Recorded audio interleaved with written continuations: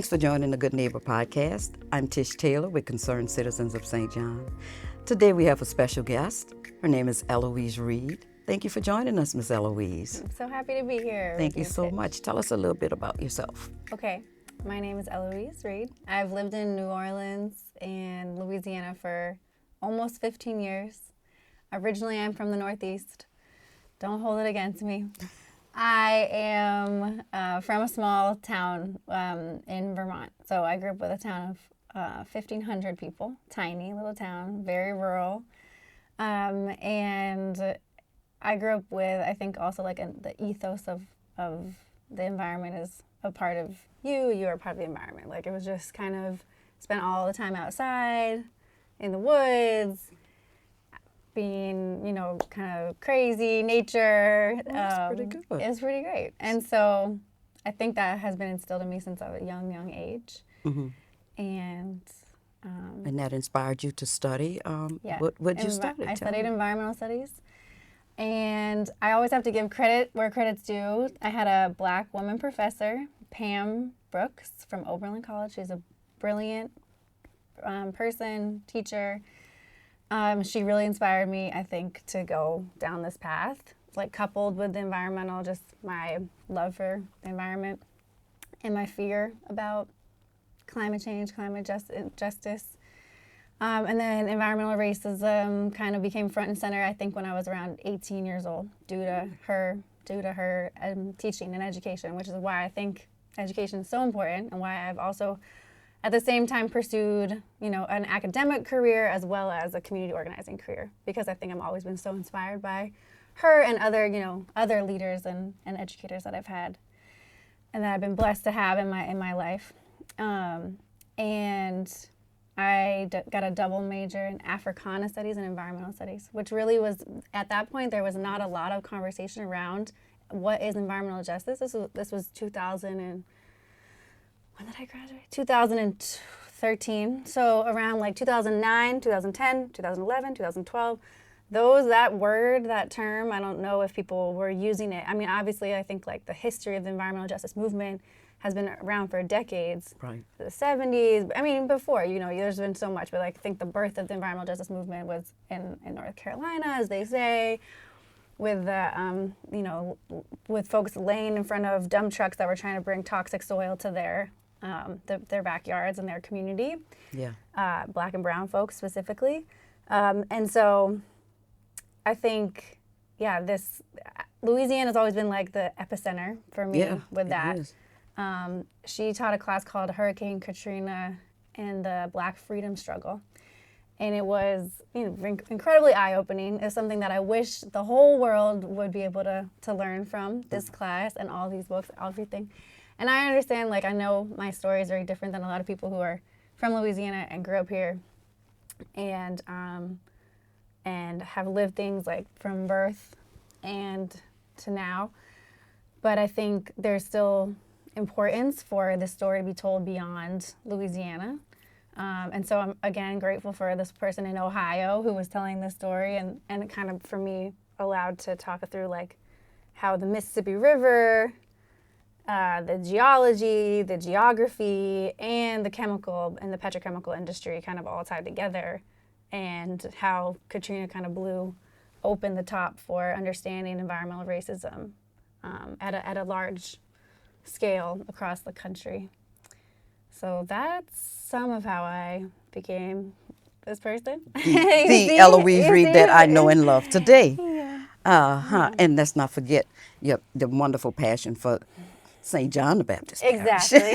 Exactly, and how I met Tish. And you moved up the river, and we appreciate that. So in your studies, your specific, your PhD, tell me about it was your thesis? I have a master's thesis. So let me see. So one of the main things I'll just share. Yeah, I lived in New Orleans. I mean, I've lived there, but yes, I've worked now through all throughout Louisiana, and so supporting frontline communities on the ground in Cancer Alley or the river parishes or the Renaissance parishes in Southwest Louisiana, in the other industrial corridor. and kind of wherever, wherever there's something going on in Louisiana, which is unfortunately many places. But I started as a teacher in the garden. So I taught kids gardening for 4 years. And I was a union organizer on the low, because that's how you have to do it. You have to be kind of like, if you're organizing in a school that they don't want you to have a union, you have to be very, intentional. And you can't just be out here like screaming like what you're trying to do. You have to have intentional conversations. You have to kind of be a little quiet. You have to make sure you find your right allies. Mm-hmm. And eventually, things ended bad. Not badly there, but it kind of did. We didn't get a union. But there have been a lot of success of schools getting unions, but it's another one of the stories of like post-Katrina public-private partnerships with these charter schools that took power away from community members, parents, teachers. Wow. So anyways, I think that's another key thing of how I think organizing at the school level, again, taught me like the importance of relationship building and like how much power you can really have when you're connected and when you have a common struggle or a common enemy or a common goal. Right. That's very interesting, because we are so focused right now as with concerned citizens on educating our youth and trying to find a way to just kind of seamlessly, not abruptly break into somewhere and say, you have got to learn about your environment and have a different view of life. And you have to just kind of slowly kind of, like you said, intentionally go in and just to make a way for another whole path of understanding what's good for you and what's not, and how you should stand up for yourself. And it's so important. So that's pretty cool. Yeah. And a little bit of gardening as well. Exactly. To break the ice. I love that. I love that. I think it's like, because you're building something, you're getting your hands in the dirt. This dirt was all brought in, so it wasn't toxic. Unfortunately to say, but that's the truth.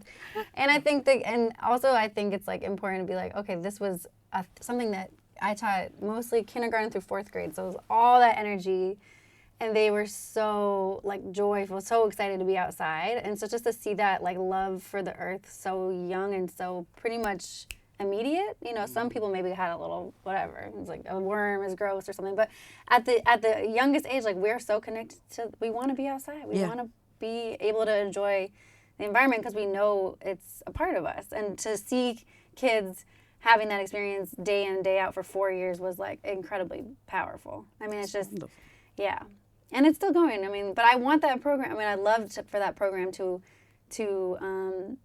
exist in not just in New Orleans, and it's in 5 charter schools there. That's it. And I don't think it ever really grew beyond that, but it would be amazing.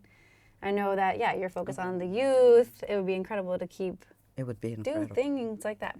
Yeah, we're working on that. Yeah. Fifth Ward Elementary actually did have a garden. I think they were working with Pontchartrain Conservatory. Were they? I'm not sure, but they planted cypress trees. Or, they're outside. Yeah. They're touching the dirt. They're watching something grow from little to big, and that's always wonderful. Yes. And that's really a part of advocacy as well, because you want to plant that seed and you want it to grow. Yes. And that's what we want to do as well. So you're a planter, and you're someone who fertilizes and nourishes. Yes, and you want to tend it, and you kind of see how much actually work it takes, and that also shows you like why you want to fight something like what's down the road with Danka DuPont or with any of these other plants that are trying to come in here, because like you put so much energy into the land, and like also this is we're not even mentioning all the history of this specific land. Yes. And the soil specifically, and all of the pain that's wrapped up in this land, but also all of the abundance that's in this land too. And like how dare you come in and not be a good neighbor and pollute this land that people have spent claim to be a good neighbor. Claim to be a good neighbor. Claim it. Absolutely. A near neighbor is what they called it. A near neighbor? Yeah. So explain, your thesis was on climate gentrification. Yeah. Explain that to me. Okay. So this was, I wonder how it would be impacted in the river parishes, but in New Orleans specifically, obviously this is post Katrina, right? So a lot of people came in, me included, from other places, and the prices went up, right? And so then houses went up, and also we're also dealing with like rising insurance costs that were crazy. Actually, when I was doing my research, it wasn't like it was 2018, 2017. And I was looking at was something called the Gentilly Resilience District, which is what they're supposed to do, like something called living with water. So they took all these ideas from Europe, from places that had canals and, positive things, I think, overall, but it was not like relatable to New Orleans, I think, in a lot of ways. To the residents of Gentilly, they chose this neighborhood without consulting the resident story that we've heard before, and I was trying to see like, okay, do these projects that are supposed to be good for the environment, good for us, good for the neighborhood, do they actually benefit the people that are living there and are staying there, or is this actually causing people to be displaced, even though it's like a positive thing, this green infrastructure, which it is in theory. And it'd be interesting, I don't know, in the last 6 years, how has this changed? Like it would be amazing to actually follow up. But this was from 2 years for 2017, 2018. I was looking at it. And I was also just trying to figure out public participation, where people be included in the conversations. And it was like a private architecture firm and these consultants from Denmark. I forget where they were from. I think they're from Copenhagen. And they came and they said, okay, this is what we're going to do. And they got all this money. Of course. And I don't think they've ever done it. Like, it's, for the most part, a lot of these projects also never even happened. So it was just a snapshot, I would say. Like, that's how some research can be. It's just like what is it, for those 2 years, what happened. But climate gentrification is like when you have, it's like, okay, you want more trees in your neighborhood. You want infrastructure that's going to help you flood less. But which neighborhoods get that usually? Mm-hmm. Richer, whiter neighborhoods get that. And when you start building that, how can you ensure that people who've lived there for decades continue to be able to stay in their homes if that makes, I don't know, taxes go up or prices go up or insurance go up? And so there's others like studies people have done in different cities, but. So it did not benefit the people, normally the displaced people. Yeah, I think people had to leave. A lot of people had to move or did leave. Yeah. I don't know if specifically like it came from like that project specifically made people leave, but I was just curious to see like how it was. Right. So I had to do a lot of organizing with that too, and outreach and stuff. And I think to touch on the question of like how you come in with maybe a preconceived notion, mm-hmm. and you have to actually go have conversations with people and see. Because I think one of the first things I was doing was, okay, tell me about the Gentilly Resilience District. What do you know about it? And people would be like, I don't know what you're talking about. Like, so it'd be like kind of, and that ended up shaping my questions. Like, I'm going to actually look at public participation on this project, and that became more of a clue of like, people aren't as worried about home prices, but they're more worried about this project that hasn't really been, they haven't been consulted with at all. It's interesting. You should definitely, it's 300 pages of research, so, oh my gosh. So in essence, these wonderful people with money behind them came in and said, we're going to save the community with this program, and without any input from the community. Very little input, it seems like. And all at the back end.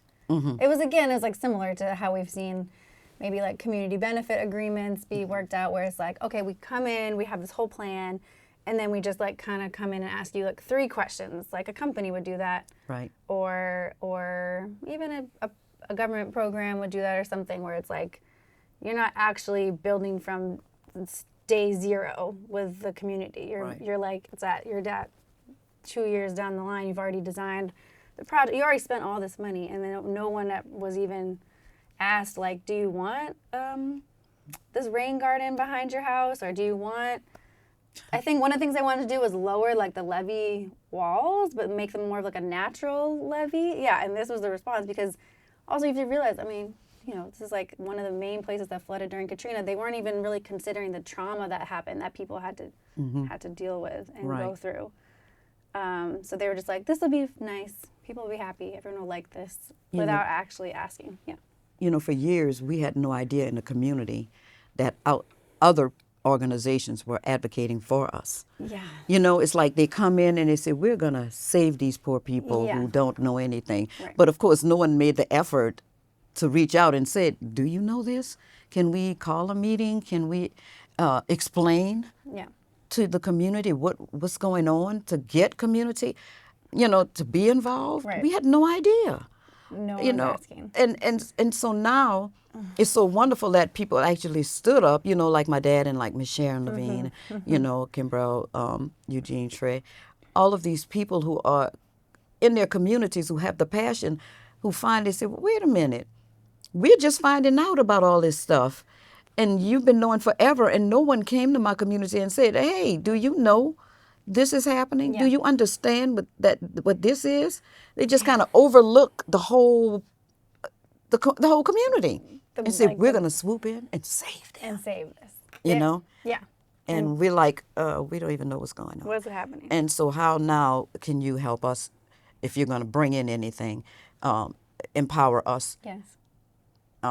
who have the passion to save ourselves? Right, exactly. And to be like as in a non-predatorial, powerful, yeah, in a non-predatorial way. Right. Can you help us to Yes. to do that? Can you get that money to us and let us help us?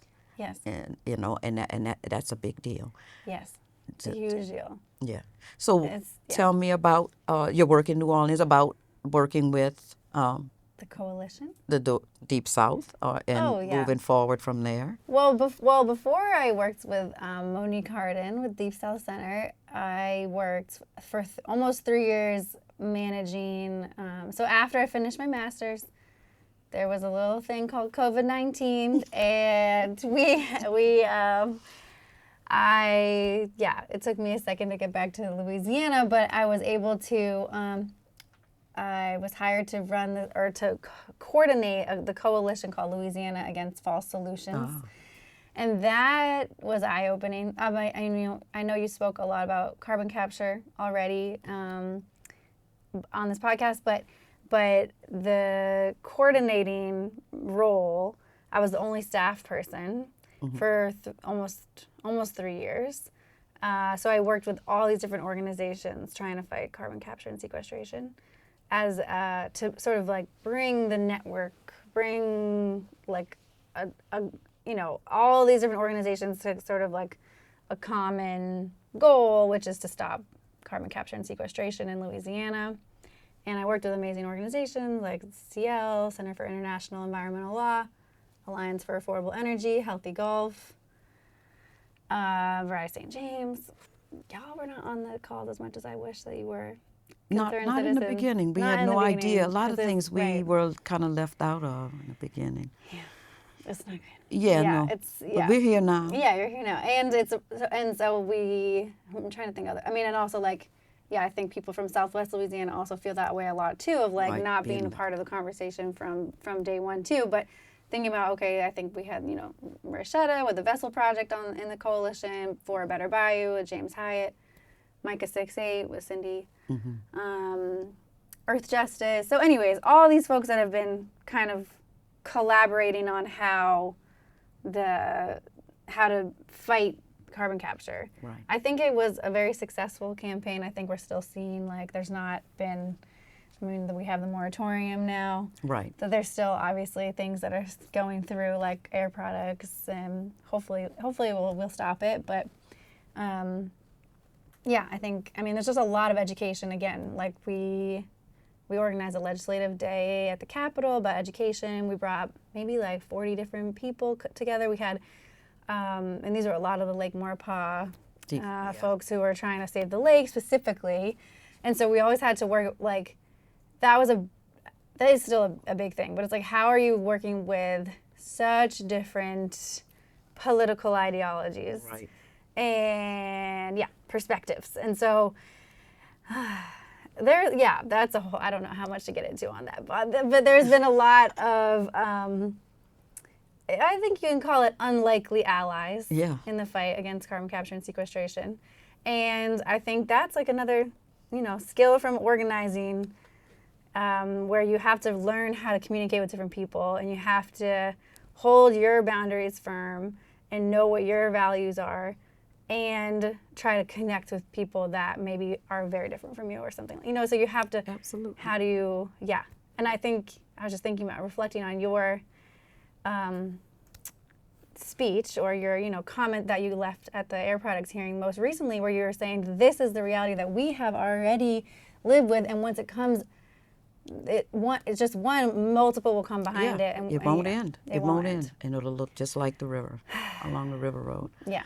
And seeing that community, the Lake Maurepas community, just come out and say, no, this is a beautiful place and we don't want it. Yeah. That was so wonderful to see a large amount of people, because it's really hard sometimes to get the community to come out. To motivate people. But these people matter. Yeah. They thought about, and then obviously you've been working with them for a long time, so they understood. 3 years. For 3 years, yeah. And there was one person who was sitting near me who it's just been interesting to see, like, a lot of people, mostly white Republican people, with the sort of NIMBYism, like the not in my backyard perspective, was like, where have y'all been the whole time for the last 30, 40, 50 years? But we know, one common benefiting thing, from the... as long as it didn't affect them, Right. it didn't matter. And they were benefiting from And they oil and benefit, gas. yes. They got the jobs. They're the ones who got the jobs, and they could afford to go buy a camp on Lake Maurepas. Exactly. We didn't even know that existed. Yeah, exactly, right. And it's like, okay. And it makes me think of, like, there's this saying that I always think of where it's like, they came for I don't know what, they came for the teacher, but I wasn't a teacher, so I didn't speak out. It didn't impact me. They came for the nurse, but I wasn't a nurse. I didn't speak out. It didn't impact me. They came for da-da-da-da-da. But all of these people were the line of defense, and eventually it came for me. Yeah. And then I finally spoke out, but no one else was here to protect me. Right. Or no one else was here to speak out in solidarity with me. So it's like, they're lucky that Concerned Citizens of St. John, RISE, all of these people have been leading the fight to protect the environment and their communities for decades. Right. And now you're still here able to speak out. Right. But also it's like, if they had spoke out 40 years ago, there'd be more of you. That would be less carbon capture and sequestration projects that's still pending. Yes. Even though there's a moratorium. Right. That they joined ahead of time. Well, Right. I think that the dynamics are changing, and we all know that Dr. Wright said this numerous times, there's no permanent friends and no permanent enemies. Yeah. We have to come together on what's common ground. And so we got them now. It's madness. So now they've done the research. They understand the impact, and the impact on them is greater when it comes to their financials, their land and their financials. Right. So they're here, and we have to say, we take you. Yeah. We take you. Welcome. We needed, and then I think part of, like, what happened with the coalition, there was a lot of, like, different rifts and things that would go on, where one of the main things, and I'll just, like, naming environmental racism specifically is like a big, you can't say the word. Freak out, yeah. So, but at the same time, it's like everyone understands that that's true, but they just don't want to actually name it. I can't say that. I don't know. Maybe they don't understand. I can't say that because maybe they don't. Yeah, I don't see that. It's sad that in the 21st century, the word racism is taboo for the victims of racism to use. Oh, you're playing the race card, as if it's not real. It's not a play. This is real. So it is difficult, and it's a delicate situation when you have to be allies with deniers. And I don't know how that's going to work with this, but with deniers, with someone who screamed out, they were talking about the Gulf of Mexico, and somebody said the Gulf of America, and I was like, oh no, they did not say Gulf of America, and made that an issue while we're fighting over the safety of this, So I know that we can. There are things that we need to leave out of the conversation. Right. But there's things they need to leave out as well. Exactly. And we need to understand that carbon capture is bad, period. Whether we say it's bad for, it's here and it's bad. And it's bad in this community, it's bad in this community, it's bad in every community. And the pipeline is just as important as the sequestration part. Like, you have to fight on all angles of it. Absolutely. Absolutely. And the risks are there for everyone. Yes. And so I'm glad that we did come together. Yeah. And I had to speak out and had to let them see exactly what happens along the river and why it is the way it is when they're constantly fed that cancer rally is not even real. That it's not real, it's not true, and people are not dying. Look at me and listen to my story. Yes. This is the reality, and you're about to experience Yes. it if we let this carbon capture pipeline end in the Lake Marable. Yeah. And it's so important. It is, and it's like, I think people are afraid. Like, I think leadership is so afraid because they're seeing multiracial allies come together and fight for something in a common good, which they don't want to happen in Louisiana. Yeah. Like, the whole point is pit each other against each other. Yeah. Pit communities against each other. And so they're scared because they're seeing, like, even if we're not, best friends, and we're not going to have all the same agreements on every, other thing, story. Ever. Yeah. Literally. Maybe. Pretty much everything. Maybe like a recipe or two you could share. I don't know. But yeah, and so, but that's, they're like, oh, okay, this is actually impacting all of the people of Louisiana. I mean, and that's so many things do too, but yeah, you're right. Like, the denial is wild. Like, I mean, we all have to live through hurricanes. We all have to live through climate, like sea level rise. We all have to live through displacement if we're getting displaced. But there's still just so much. Yeah, I think people are waking up. I think white people are waking up, but we'll see how far that takes us. Well, the more we educate ourselves, the more we understand, and then the more we can come together. And I think that because the all people are being affected by this, that has opened up a door of education, self-education, and not being manipulated by propaganda to the point of resenting their own leaders and resenting the lie that's been perpetuated because they're victims of it now. And I know that in reality, the best way to keep people submissive and is to keep them fighting each other. Mm-hmm. Then nothing gets done. And nobody sees the big picture of we're all in this together. And just because we look a certain way or live a certain way does not mean anything when it comes to the way the system is set up. Because we all fall in that same category. At the end, we all suffer the same, and the same people benefit regardless. We just need to see it for what it is. So moving forward from Louisiana Against False Solutions. So I worked with Deep South Center for about 6 months. Yeah, a little That's bit. when I got to work the closest with Tish and Mr. Taylor with Concerned Citizens of St. John, and I mean, I think some of the best days looking back at the past few years of organizing were some of the canvassing that we got to do together with Michael Esaluka from Break Free from Plastic and Gregory Swafford from Healthy Golf and myself and Tish. It's just been, I think, part of it was the air monitoring project, which I'm so glad has happened and it's still going strong. Thank goodness, through all the EPA and this administration that we're dealing with now. But yeah, I think going door to door in Mount Airy was a very impactful experience for me. Again, it's like we were asking questions about flooding, street flooding, about energy bills, about storm preparedness and weather and then you get to open the door to someone's whole world, and it's like you're all of a sudden able to walk into their living room if they invite you in. And then here, I mean, like what you're saying, oftentimes stories of surviving cancer or losing a loved one to cancer or just coming back from the hospital or one person, I think they said they moved back they were in Minnesota or something, and they moved back home. And I think they were just like kind of shocked at what the reality of what it was like to be in that community. And then I remember that woman who was like in her 90s or something, and she was just so like her soul was just so beautiful, and just to be able to speak to the elders is such an amazing, powerful thing too, and it's something that people overlook. And you have to understand, and these are beautiful homes and beautiful communities that were built up, and unfortunately, the younger generations don't have the incentive to stay because there's no economic development really. There's nothing that they see in their community that's positive. It's not moving forward, and it hasn't been touched by anything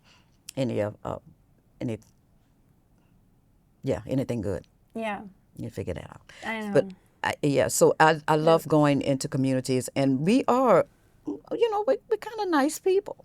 We will let you in, and we will try to feed you. Yes. So it's always good, candy. but we need to make sure that we represent them.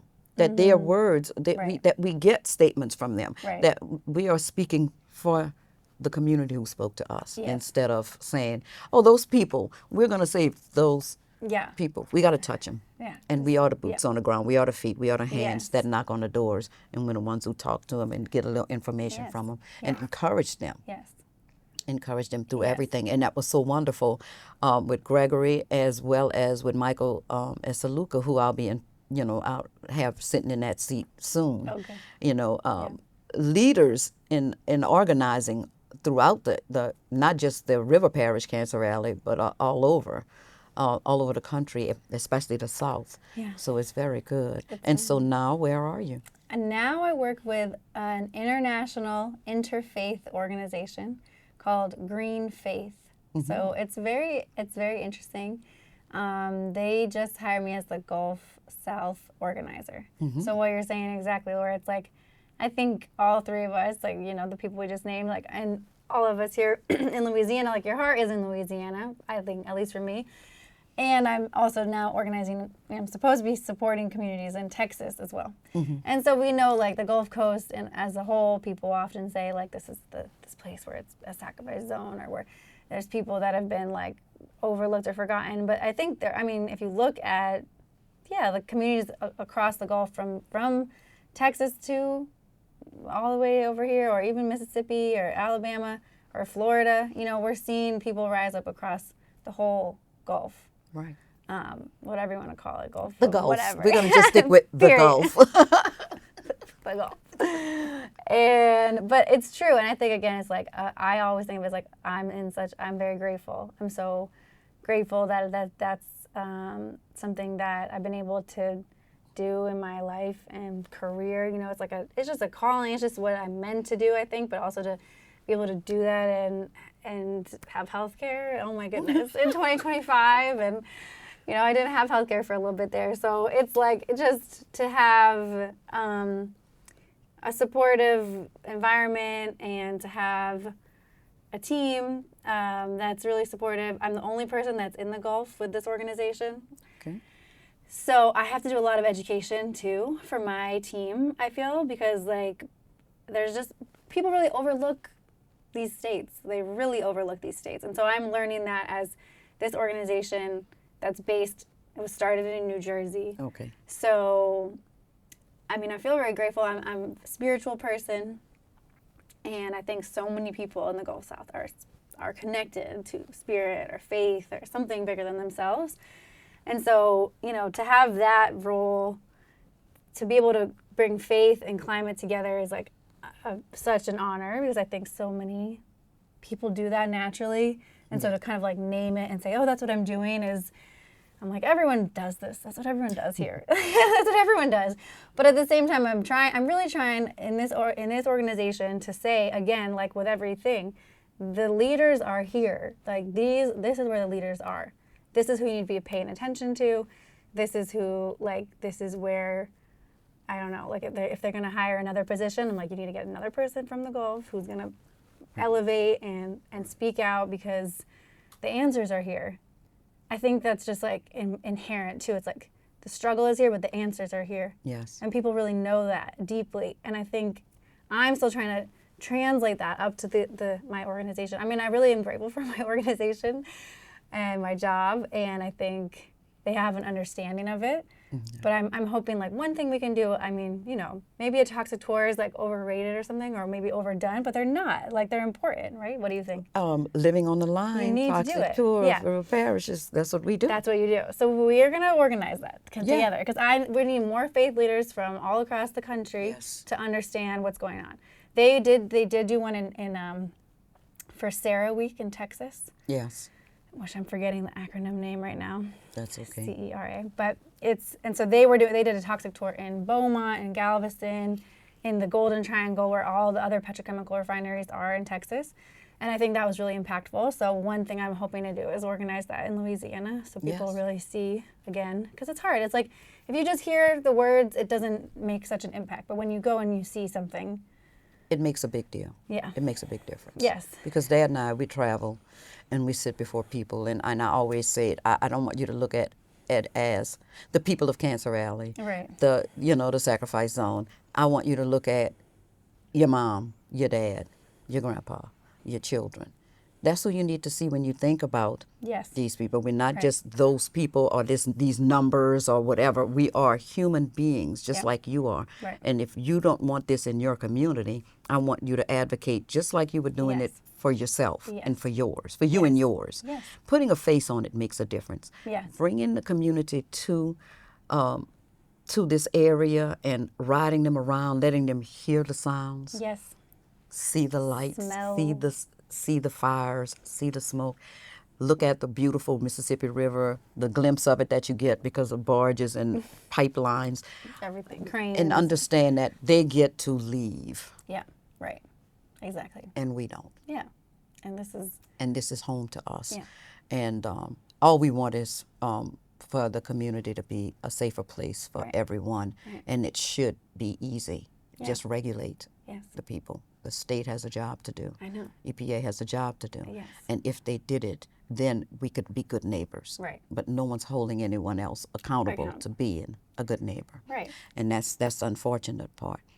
And I want to add just like I think there's obviously sacrifice zones across the I don't want to use World. that term, but yeah, but across the world and places where people have deemed like, okay, we're gonna pollute this. So one of my colleagues is in New Jersey. That's one of the places where I think they really have seen a lot of environmental racism, a lot of pollution in New Jersey, and it's a sacrifice for New York City. Yeah. New York City being this global empire. But I think of that too for my own self. Like I think people in Vermont get to have fresh air because they don't have to have but they still use oil and gas and they still use the resources, and same with, we still get, coal is obviously dead, but we use that we ruined Appalachia for Right. a century, a decade, a long time, probably a century. And so these are like, so we can have metropolitan areas that are huge and rich, and it's like there's always a payout, or there's always a benefit. Like there's a benefit and a sacrifice. There's always, yeah. And so to be like, I don't want to go just participate and like live over there or do something like that. And forget about I think people really need to understand that more. understand. Well, and what's bad is that we don't see the benefit. We only have to staying. sacrifice. We Right. don't see it. But here. there is, well, what do you think are the benefits of being here? Of being here, Yeah. my family, Yeah. generations of my family. Yeah. We're spread out. If I were to pack up and attempt to sell my home for a reasonable price, first of all, I wouldn't get enough for it. And where am I going? And I'm leaving behind so many other people who may not have that or don't even understand how important it is that they live somewhere safer. Yeah. Right. So I have to say we need our home to be safe. Yes. Something from generations. We Yeah. need that. We deserve that. Yes. So whether I run off and well, we send my sister off to New Orleans, send my mom off to Anaheim, but it's still too late. The damage is done. So what do we do for the next people that come to this parish? Right. The newborn that comes here now will not be exposed to chloroprene. Right. And that was because just a small group of people said, we're not having it. We deserve you to be regulated. We deserve clean air. Yes. And that is something that a little group of people did. Yes. So be inspired. Just like you felt the connection to the earth at a young age, you brought that passion with you. And what we want to do is awaken that passion in our youth. We want to awaken it in every generation, honestly. I mean, I grew up with people fishing. Yeah.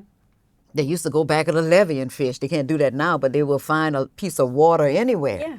And throw up, my grandmother was out there on the side of Airline Highway with her fishing pole, with her reed, and we dug up worms in the yard, and so, children have no idea what that is now.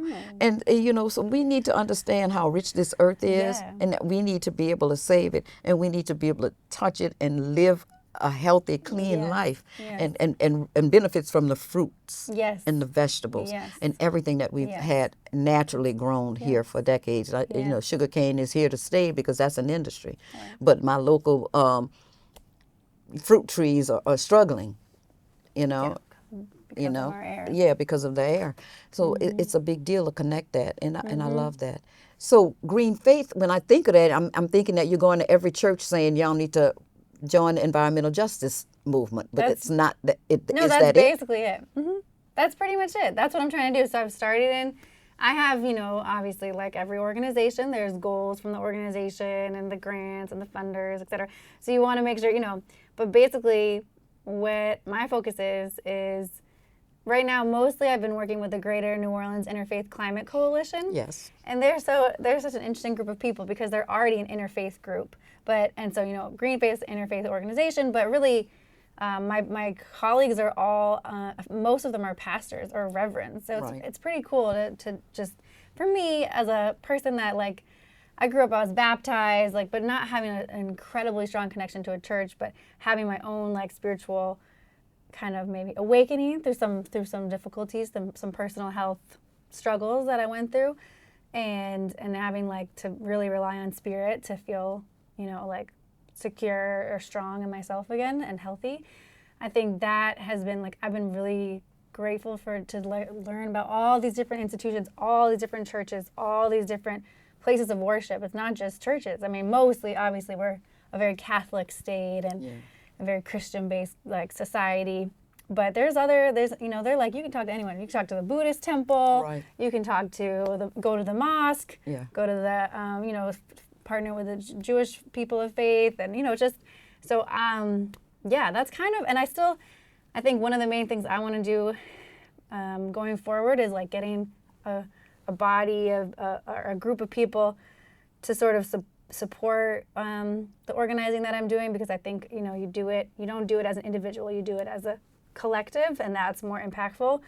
And because there's so many churches that are aware but maybe not aware, right? And if they're, I can go to the Lakeview Church in New Orleans and say, what's environmental justice? And they're gonna be like, I don't really know, So there's a lot of education that can happen, and there's a lot of people that I think are sort of just untapped here. We have such a strong community. Our EJ climate justice community is so strong, but it's still small. Even though it feels big, sometimes it feels big, but sometimes it's just you realize there's a lot of people that are still not advocating as much as they could for their neighbors. Again, and I thought such a, it's a lot of it is creation care. That's how they really frame it. It's with having care for what the Creator has bestowed for people. Right. And I think that's a beautiful way to connect with people, because also, the other piece of that is these are strong communities already. So if you can get the key leader from that church or that mosque or that group to then say today, it's you're already halfway there, because this is a strong connection. People are already connected. Yeah. So that's kind of what it is. I'm speaking with someone in Lafayette from the Unitarian Universalist Church. Okay. And I have some connections with St. Lake Charles. In Houston, we have some groups that are working. And so basically it's the goal for GreenFaith to have these different circles, all these little GreenFaith circles across.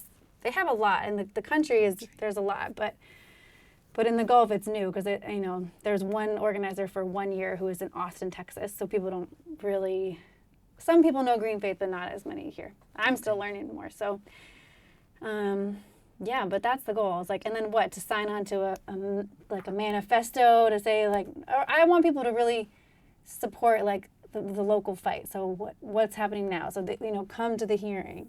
or write a letter, or I don't know. I still need to figure it out. But Right. yeah. Right. Well, hopefully we can help you with that. Yeah, And we I'd can love to. pull our local clergy Yes. together Yes. for this. Yes. You know, it's something that we haven't really touched yet. Every one of all the churches, well, there are there's real large churches that do a lot of outreach. Yes. And then there's some that's just in a little bubble. Yes. You know, and I love the idea of the GNOIC, Yeah. which is the Yeah. Greater New Orleans Interfaith Coalition. Yes. And that Pastor Manning is Yes. a part of that. He and founded it. He founded it, yes, and that's wonderful. We'll have him on too. Oh, great. He's great. They're all great. Yeah, I know, and you know, but they found a way of linking everyone I together, know. and I think that's something that needs to happen in every community, and then Yes. it needs to become like a little bubble where everybody Yes. connects the connections. Exactly, You know, exactly. and we make this big little rings into Big, Yeah. like the Olympics. Yeah, They yeah. were all All the- interconnected. Yeah. Yes. Okay, so one thing that GreenFaith is working on for 2026 is educating the community and people in leadership about how much fossil fuels are being subsidized by our tax dollars and by through things like our retirement investments and things like, so all these different things that we've been investing in as individuals, and how those are being increased while things that are actually benefiting us, not polluting us, are being taken away. Yeah, it's so important right now. Yeah, because there is the threat of us losing a lot of benefits that our tax dollars pay for. Right. And having our tax dollar move toward billionaire projects that actually hurt us, it's painful to watch all of these things kind of just happen right before my eyes. And so, yeah, we need to have a better awareness. And more than anything, have an understanding that our word matters. Speaking out against it, working against things that are going to really hurt us. I want my money to go towards positive things. As a good neighbor, I don't want to actually fund anything that's going to negatively impact Right. my community. Right. But I love to see my community thrive Yes. and have a bridge that they may need in order just to survive. Yes. This is not a benefit that's for someone to exploit. This No. is something that's necessary. Yes. Having the health care, Yeah. the option to have affordable health care is so important Yes. in my community, Right. you know. Especially a community that's been poisoned. Yes, absolutely. And so, you know, watching that happen is a big deal. So that's great that the organization that you're working with do that. Do they have scripture? I always wonder Yes. what We're- scripture you use when you're talking to I know. people about preserving the earth. I know, it's so good. So I have a slide deck that has some quotes from different texts that off the top of my head I'm not sure if I can remember something or pull it up, but I know there's like something that one of my colleagues does. She is really interested in eco-theology. So it's really interesting. She talks about, basically she's combed through so many books of faith or of the Bible and different things where she's going through different texts and finding ways that it speaks to each religion or each faith. And where they talk about, preserving the earth or taking care of the earth or each other, like communities, ourselves, and our neighbors. And I was just going to say, we're designing. We actually have a call. We have a call for volunteers, and we have a call for clergy and anyone who's a leader in their place of worship. December, we have one on December 8th and one on December 9th. The Monday is when people are off. I think clergy are off on Mondays. So Tuesday, I think, is the 9th, December 9th, right before the holidays. We'll see how many people jump into that call, but where we're designing a sermon and we want to launch this campaign on MLK Day. So in January. So it's kind of just to prepare people for, it's going to be a quick turnaround because we are focused on the midterms. Yes. And So we want, to hit the ground running in January and then really push on leaders all the way until November when the midterms take place.